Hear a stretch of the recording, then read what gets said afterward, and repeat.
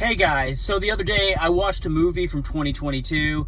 It's called Snake Eyes, and it's the G.I. Joe origin story of Snake Eyes. And it came out a few years ago, and I didn't really pay attention to it, but I finally watched it. It was a good story. You know, I'm a big fan of G.I. Joe.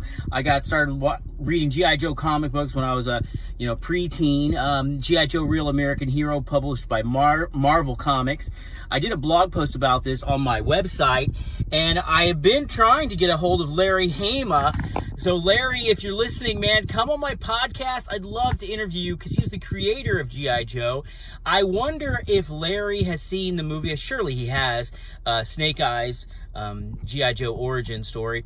And I wonder if he liked the origin spin that they put on that, if he had any say in the movie, and I wonder if he liked the way they did it. So Snake Eyes was one of the fundamental characters in the G.I. Joe comic book. He was kind of a side character in the cartoon. The cartoon focused most on a character named Duke, the first sergeant, kind of a white boy.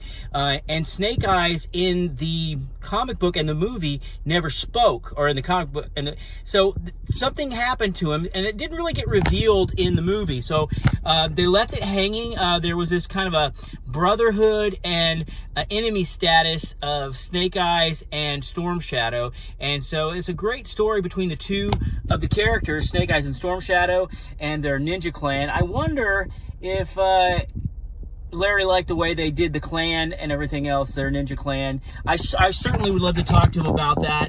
I liked how they made the brotherhood of Snake Eyes, and they're not actual brothers, but they're kind of like sworn enemies and brothers at the same time. So it was a great give and take where they helped each other, yet for certain reasons, and I won't ruin the movie, Storm Shadow has some real angst against Snake Eyes for some things that he did, and I liked it. They didn't paint Snake Eyes as the goody-goody that I always thought he was. They focused on his motivations from his childhood, and I won't want to tell the whole thing, but his father was killed, and he finds out later that he was killed by Cobra, but in the beginning he doesn't know that, sort of works with them.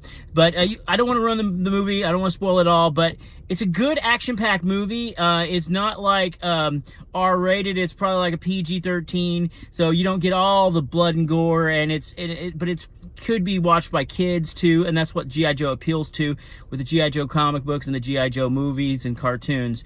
Hey, Larry, if you're listening, please come on my podcast. I'd really like to interview you and ask you questions about how you came up with these characters and what you thought about writing them and how you crafted them.